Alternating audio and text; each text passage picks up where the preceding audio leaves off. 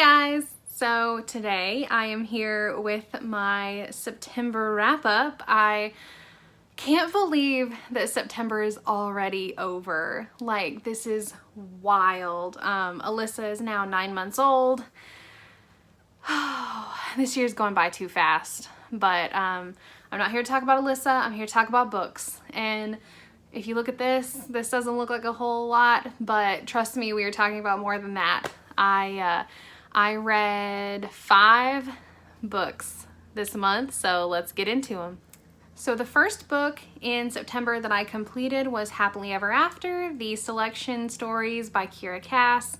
And I really thought that these were kind of unnecessary for the series. I mean, I gave them a 3 out of 5. I enjoyed them, kind of.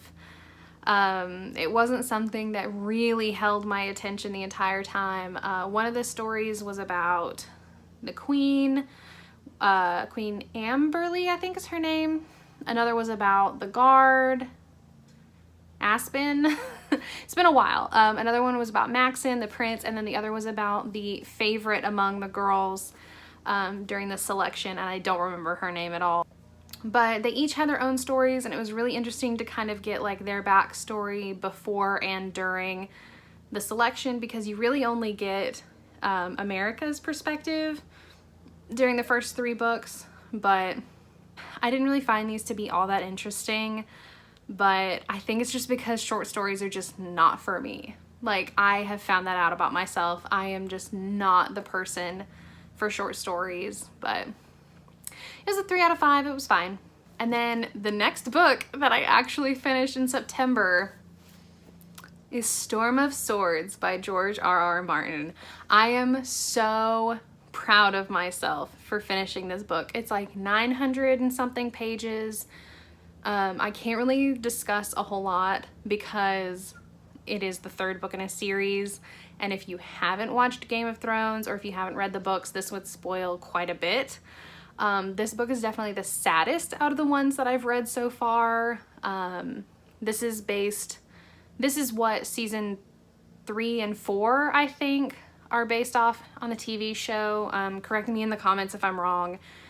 But so if you've watched those, like, you kind of know what's going on in this, but this is also where the show kind of takes a turn away from the books. And so there were a couple things in here that I expected to happen, and they happened differently than what I thought, which is fine. I mean, I know that all book to TV or book to movie adaptations do not work that way, where they're exact. So, but this was a really good book. I think I gave it a 4 out of 5. I'm not sure, but it was still really, really good, and I'm really proud of myself for finishing it.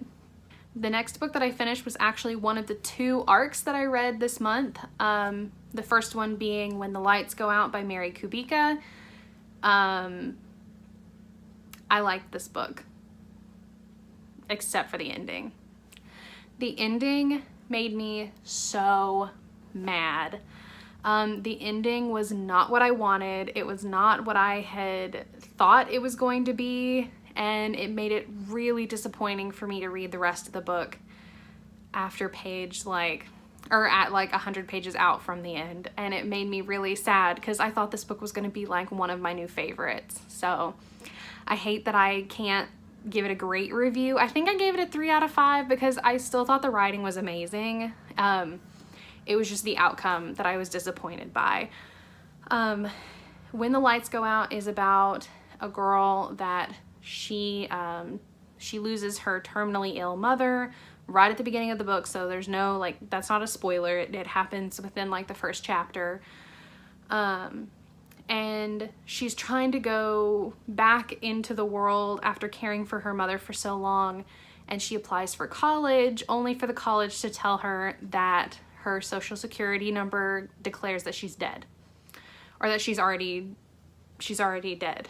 And so she kind of goes on this journey, like, fueled by her insomnia, to try and figure out kind of what happened and why she's no longer considered alive in the social security system. So It's pretty interesting because it goes back and forth between another perspective of a woman who is suffering with infertility, and just having to watch her neighbors have children and be happy, and so it's interesting. It's a really good book, but yeah, the ending was just not my favorite. So the next book that I read was the second of the 2 arcs that I read this month, and that was Foundry Side by Robert Jackson Bennett, I believe. And it was about a thief that she is very good at what she does, and she kind of gets assigned to take on stealing this thing from a warehouse that it basically could change the way magic works in that society forever. And I love the magic system in this book. I gave it a 5 out of 5. It's awesome. But the magic system in this book is really interesting because you don't really do like spells or anything, but you influence things to work in ways that they don't normally do, or to do things differently. And I really like that magic system. I think it's super interesting.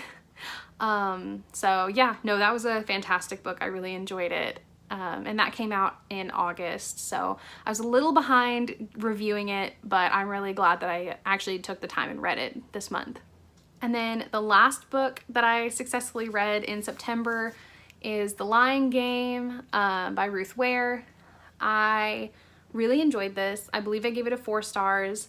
I love Ruth Ware's writing. At the beginning of this book, I didn't feel like I was actually going to enjoy this one just because there were some things that were going on that were really slow and really tedious, and I kind of got a little fed up with it. But towards the end, like, it just reminded me of why I liked Ruth Ware's In a Dark, Dark Wood. It was so good, so twisty, and like you don't know what's gonna happen, and I love that. It's so good.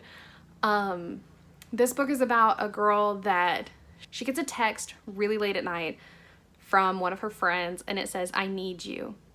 And she drops everything because this is the friend that she went to high school with, and her and 2 other, so to four girls in total, they all have this secret game called The Lying Game that they played in high school, and it's all starting to kind of come back on them. I loved this book, and I highly recommend it to anybody who likes In a Dark, Dark Wood, or likes anything else that they've read by Ruth Ware, or if you like Jilly McMillan, or just stuff like that. I really enjoyed this book. It was not at all what I was expecting, and I'm really happy it wasn't because I don't think I would have given it a high rating if it was. Alright, so there are the books that I read in September. Tell me down below like what you read and what your favorite book this month was. My favorite book I think was actually Storm of Swords, but I think it was because I was just so ecstatic about finishing it. Because I've been reading that for a while. If you follow me during my reading vlogs, you'll know how long it took me to read that book. But anyway, guys, don't forget to check out my social media links down in the description, and I guess I'll see you all next time.